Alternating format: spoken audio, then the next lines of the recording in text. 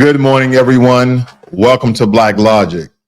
So this is President Trump's first year of his second term. And there's been so many things that have been occurring in our country. And I think a lot of the critics are definitely trying to blame whether it be Trump, his administration, or just the Republican Party in general. Now, and again, I'm no friend of either side or even in the middle, but I like to look at things very neutrally, because even in this particular story, Cody Bomber, 38 years of age, he's been arrested and charged with attempted homicide, terrorism, and arson, and assault after allegedly setting fire to Governor Josh Shapiro's residence in Harrisburg early Sunday morning. Now, Bomber reportedly used Molotov cocktails made from gasoline-filled Heineken bottles and told police he intended to attack Shapiro with a sledgehammer.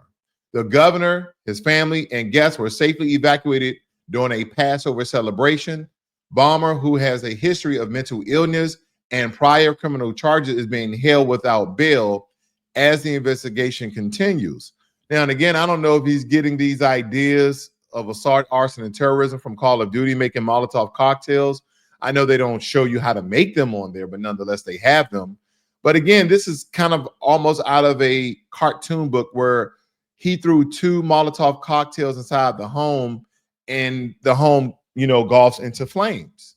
But he tried to assassinate a sitting governor because of their different views. Now, they don't give information, but we can just pretty much tell this either different views of political opinion, or the governor and Cody Bomber isn't somehow involved in some sort of legal case. I'll keep you guys updated on this particular story, because this is huge, because this is not the first time that a governor has attempted assassination against them. And thankfully, their family and the governor is okay. Again, I don't care about what political party, but just value on life itself. Everyone just think that violence can cure everything, and it absolutely can.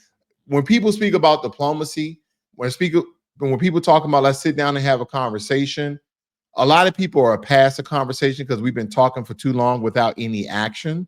That doesn't give him just cause of his actions, but nonetheless, I think American citizens are just definitely tired of politicians talking. You have the money, the way of the tax systems. We pay taxes each and every year. So it's not a matter of the money. America has the money. I don't care if we're $40 trillion in debt. We have billions and billions of dollars to give to all these other countries for all the different many reasons that America has. Not only does America give billions of dollars to different countries each and every year for humanitarian reasons, but we also give them money to stabilize their economy. We also give them money to feed their families and feed their children and feed their citizens. America gives billions and millions of dollars to a lot of countries around the world for various reasons. So it's not like America does not have the money. We have the money. So again, I wonder if the American people are showing outlash, and it really doesn't matter what political party isn't sitting in the White House, because this is President Trump's White House, and here we have another assassination attempt on a governor. During President Joe Biden's term, there was another assassination attempt on another governor. I believe she was a female, but nonetheless, I just can't recall that particular story right offhand. But nonetheless, these are things that have been occurring for a very long time, and I think that American citizens are just so sick and tired of politicians in general, both sides and in the middle, just talking and not showing real action with the American citizens. Now, President Trump's recent tariffs, including a 145% levy on Chinese imports, have strained U.S. relations with key allies and disrupted global supply chains.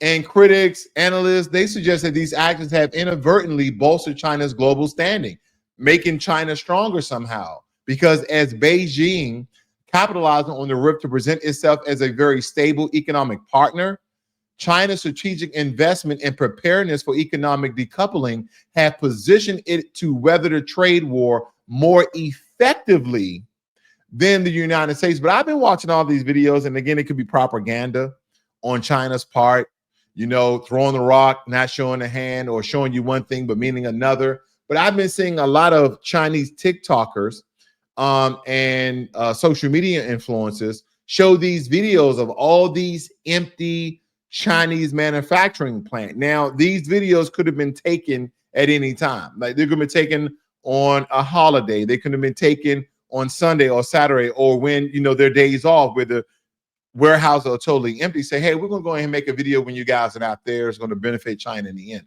So we don't really know if a lot of these videos that they're showing are true, because again, we're getting these different reports of certain things. So again, it could just be propaganda, or the propaganda could be that China has, the economic power to weather the storm, so to speak. And that may not be it. That may not be it at all. Because as they're stating that as they are decoupling and they have position to weather the trade war more effectively than the United States of America, which may in hand potentially undermine American influence in Asia and beyond. Because again, as I told you guys many times before, China is in almost every country that America's in, if not more, because they're manufacturing more, they're producing more, they're distributing more, because they have the workforce, they have the population, and they have the cheap labor. So we have to keep an eye out for this as well as this trade war continues. Now, unfortunately, I know you guys are familiar with this current story, because Karina Groff, a former MIT soccer star, she was the 2022 NCAA Woman of the Year. She died alongside her family and boyfriend in a plane crash in Copake, New York. The twin-engine Mitsubishi crashed shortly after noon on Saturday, killing all 6 on board, unfortunately. And investigators report that the aircraft was intact before impact and descended rapidly without a distress call. And the NTSB is conducting a full investigation into the cause of the crash. And this raises questions with me. All of a sudden, that Donald Trump, and I know just by mentioning the Trump administration that people are going to allude to that I'm making a connection, but it's odd. It's weird that this is his first year of his second term, and all of a sudden we have all of these plane crashes, all of these helicopters crashes, all of these close calls, all of these incidents.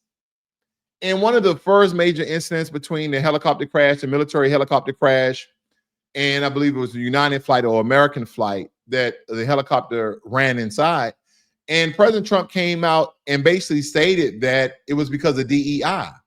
Now, we all know that DEI, according to the Department of Labor, benefits white women and white men more so than any other ethnic and or minority. And with that being said, ever since then, there have been numerous of plane crashes or close calls, so to speak, with helicopters and planes. And this didn't happen under President Biden. And again, the presidents don't really have anything to do with the mishaps of these planes unless they're passing certain legislation or bills that pertains to the safety or lifting the restriction of safety altogether under the FAA. So again, there's really no rhyme or reason that we have that all of these planes are crashing. I'm really trying to get down to the nooks and cranny, because this year in particular has been a very turbulent one for aviation altogether, marked by a series of tragic incidents that have raised pressing questions about the state of air safety in our country. Because President Trump returning to the White House, some are scrutinizing whether recent policy shift under his administration have contributed to these events. Because as we dive into the major incidents and explore the potential connections, we can possibly see, or rather not see, any connection. Because, okay, April 10th of this year, Hudson River helicopter crash. You guys are familiar, I just said it. But nonetheless, a Bell 206 helicopter that was operated by New York Helicopter Tour broke apart mid-air during its 8th sightseeing flight of the day, crashing into the Hudson River, and all 6 people on board, including a Spanish family of 5 and the pilot, were killed. The helicopter lacked flight data and video recorders, complicating the investigation. So here we are trying to get information, analysis, data, metrics, so these crashes don't happen again. But whatever this tour company was, didn't do their due diligence and do inspections to ensure that their black box, so to speak, their video recorders, flight data was backed up. That way we can have information so other innocent people who just trying to enjoy our country doing a sightseeing tour don't crash in a fiery death. January 29th, the Potomac River mid-air collision. And this was the American Eagle CRJ 700 jet that collided with a U.S. Army Black Hawk helicopter near Ronald Reagan Washington National Airport. And unfortunately, the loss of human life, because all 67 people aboard both aircraft perished. The crash occurred in one of the nation's most controlled airspaces, which again raises concerns about the air traffic management and staffing. What about the Boca plane crash? And this was a small plane crash in Florida, that resulting in the death of 3 occupants. The cause of the crash is again under investigation. You remember that crash that literally they crashed right there in the street, so to speak.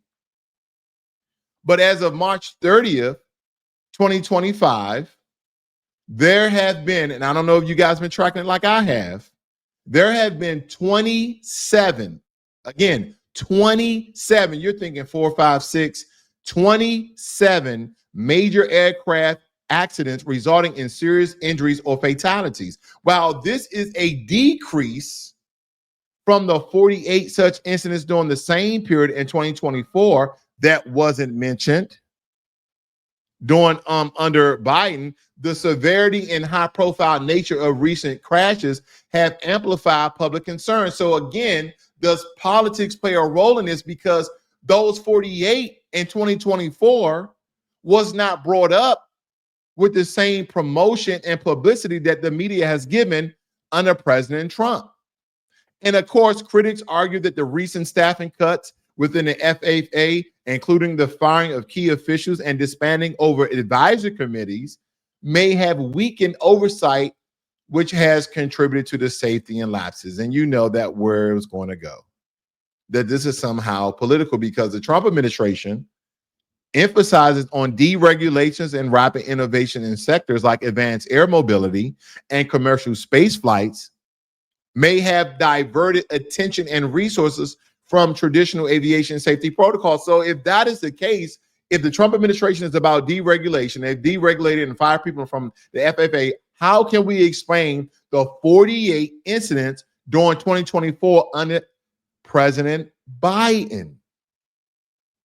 You see what I'm getting at here? They try to link everything as if it's President Trump's fault. But as I told you, in politics, certain things come to light and certain things get buried.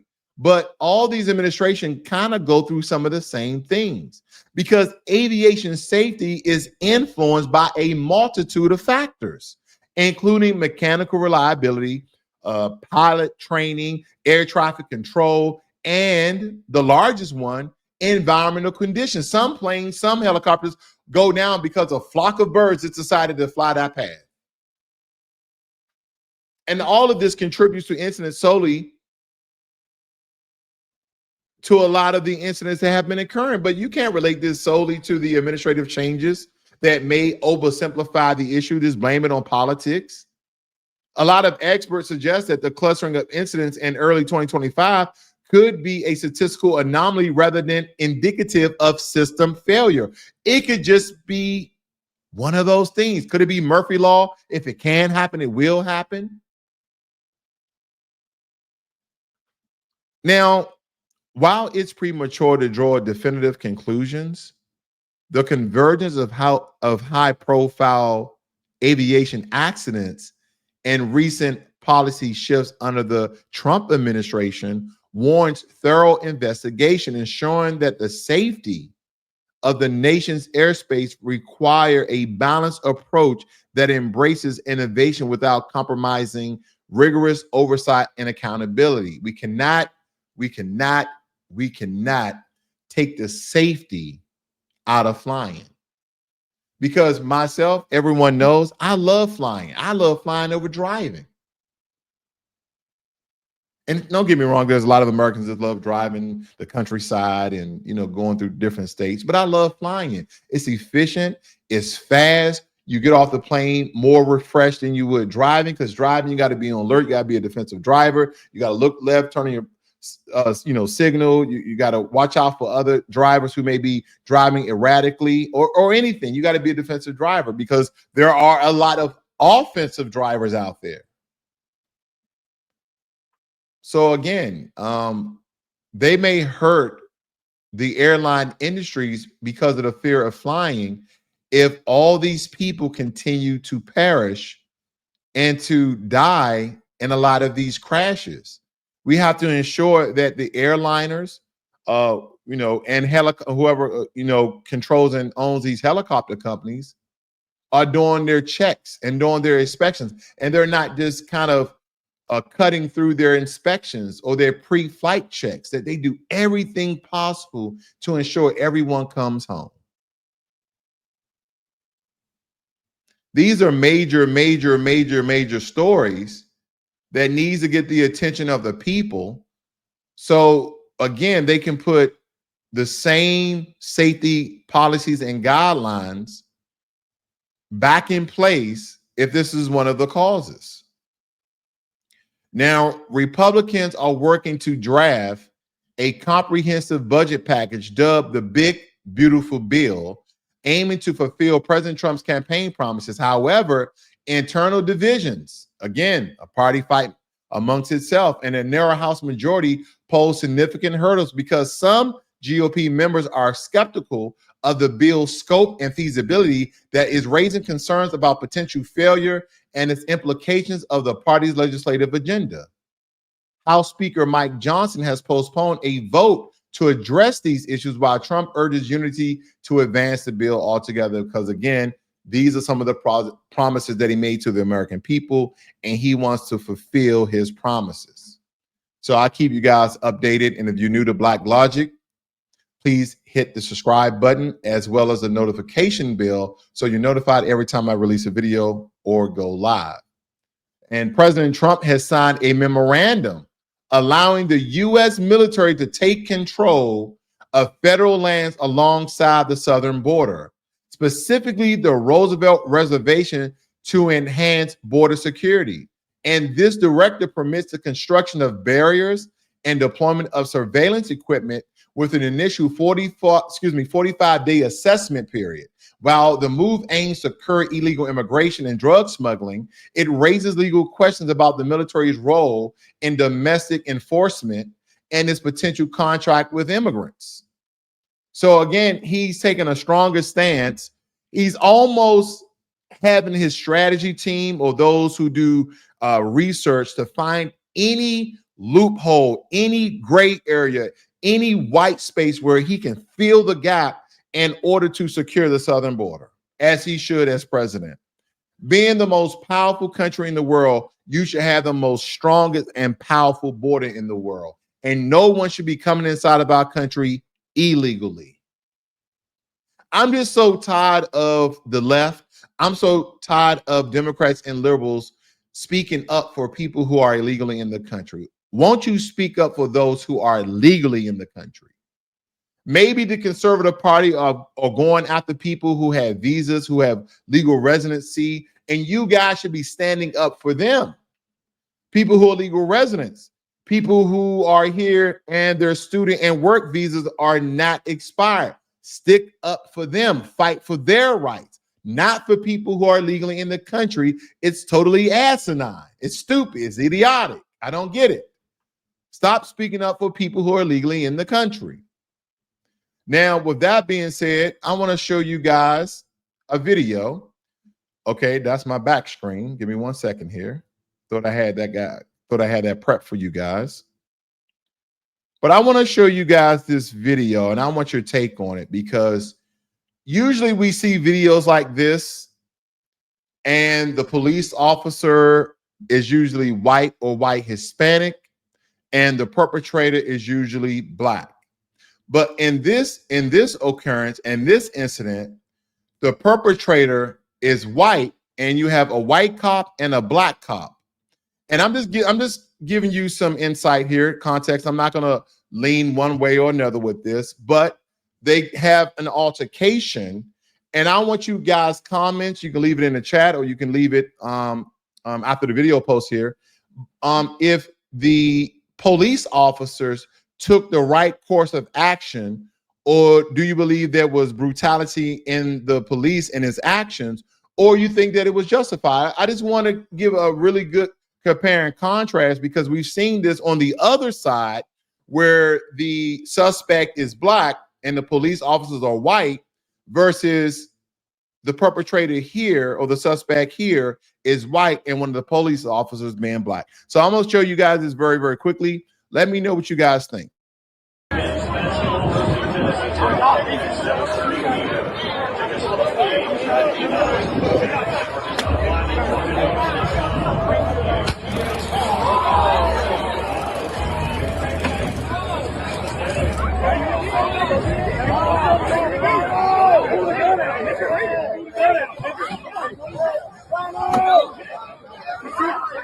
I'm not going to do it. You stop.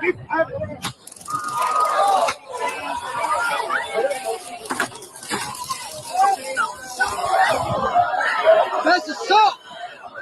That's assault. That's assault.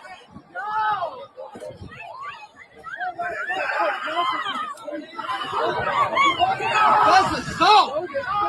That is assault. Now, before this ends, I just want to kind of look at this very objectively, okay? Very objectively. So let's slow walk this very quickly, okay? So here's an incident, maybe an unruly fan of a sports team here in the stadium, and the black police officer is coming with his taser because he is resisting arrest. He's not getting out of his seat. He's basically telling the white police officer, I'm not basically doing anything what you're saying. I don't know what you're talking about. I have not done what you stated. Okay, we can just imagine what he's saying. And the black police officer, hey, come on, buddy, let's get up, let's go. Let's go here. So he backs off, okay, because he pushed the black officer away. I want you guys to see that. And it wasn't a strong, but he took his hand because he was going to handcuff him, and he fought his hand off, right? Let me show this very, very quickly. I'm gonna give it.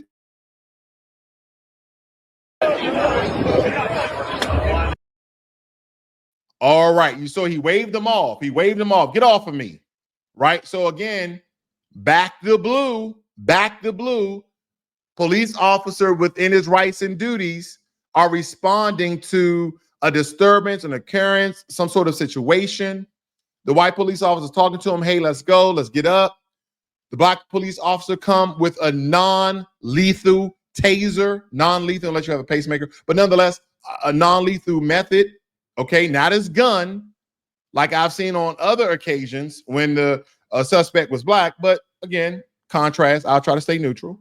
But he comes with a non-lethal deterrent, a taser, probably an XM mate. I've been shot by one in training, but nonetheless, he waves them off. Okay, let's speed it up a little bit here.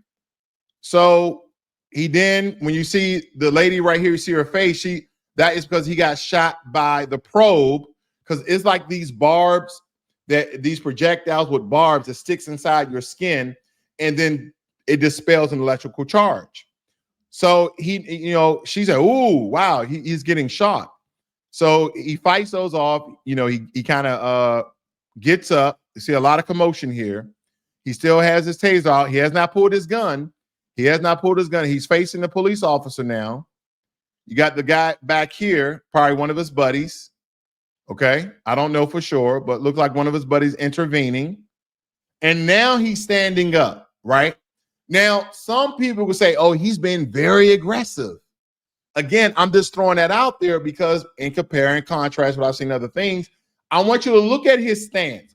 He's standing tall, almost with one of his fists being balled, almost curled. I'm not saying he's forming a fist. It almost looked as though, because the video is kind of blurry, it's not in looks like it's not in 1080p or 4K, but looks like he's barring his fist with a very defensive stance. Okay, but now he got his hands by his sides. Okay, now he got his hands in front of him, so there's nothing in his hands.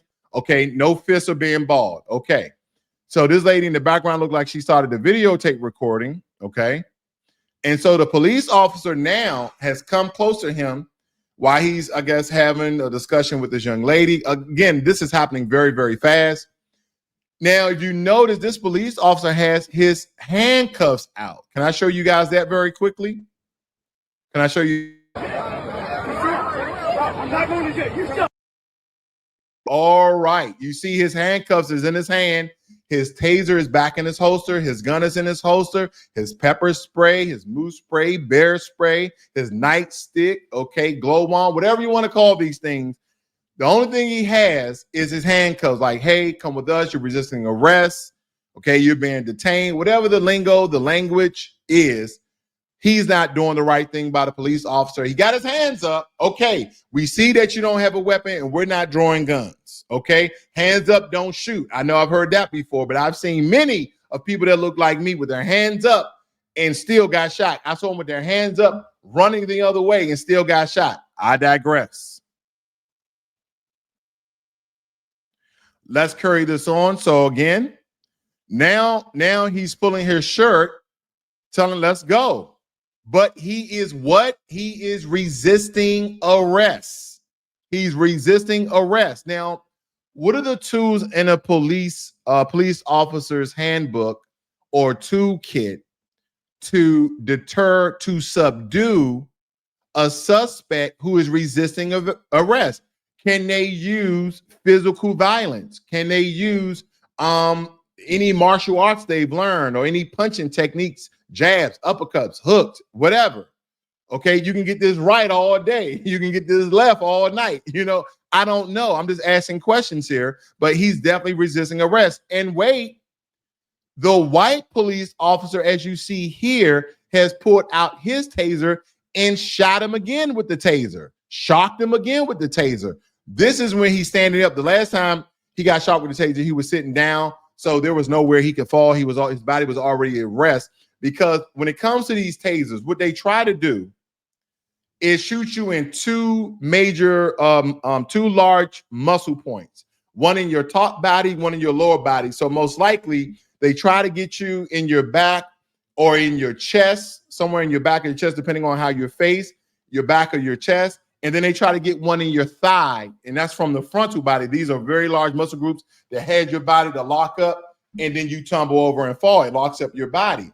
Now, it's from the back. They usually try to get it in your back somehow, and also try to get it in your buttocks or in your thigh region. Large muscle groups to, again, connect the polarity, so your body, again, with that electricity current, it locks itself straight, and then you lose control of your body and you fall.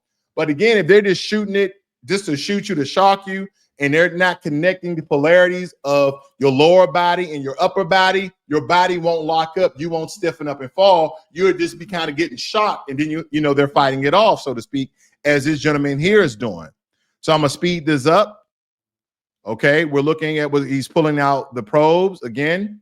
He's falling. So this police officer here comes over and tries to grab him, and we see that the suspect's hand is being out, trying to grab him or punch. I don't know. I'm gonna try to speed it up again, but I'm just walking through this.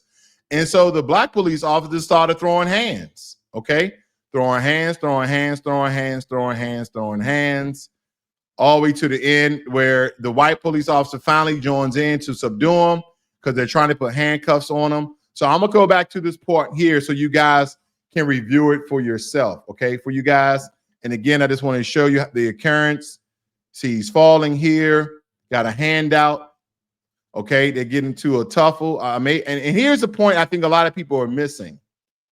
When he started to come back over this chair, did he have enough balance? Did he have one of his foot stationary where he was throwing a punch, or was he just trying to grab for violence? Was he trying to just grab something to balance himself so he wouldn't fall? And the police officer here thought he was trying to harm him or punch him or assault him, so he returned the favor in kind. Okay, so again, I'm gonna speed this up so you guys can see for yourself.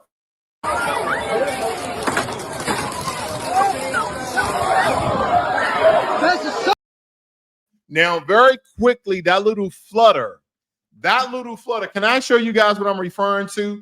That little flutter that the suspect did. So he was falling. It looked like he got his footing very quick, and he did like this. Now, again, I don't want to be biased or allude to one thing or another, but was he trying to void off a police officer grabbing him and trying to handcuff him?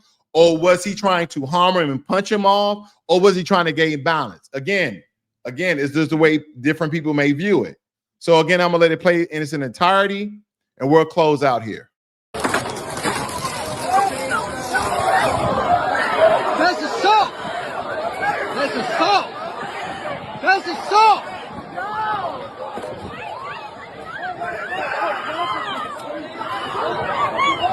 That's assault! That is assault! You can't do that! You can't do that! You can't do that! That's assault! That's assault! That's a lawsuit, bitch! That's a lawsuit!